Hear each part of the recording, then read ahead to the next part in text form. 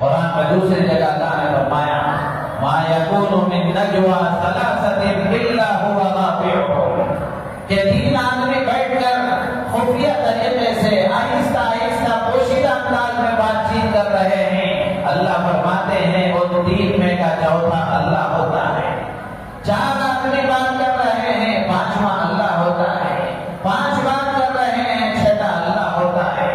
یعنی اللہ تبارک و تعالی ہر حال میں اس کے ساتھ ہے۔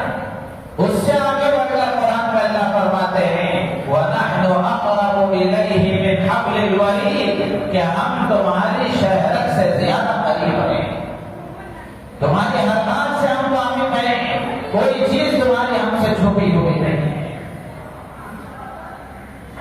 تو اس لیے بندے کو چاہیے کہ وہ اس استحضار کے ساتھ زندگی گزارے کہ اللہ مجھے دیکھ رہا ہے، اللہ میری ہر بات سے واقف ہے، اللہ میرے ہر کام سے واقف ہے، اللہ میری ہر بات کو سن رہا ہے۔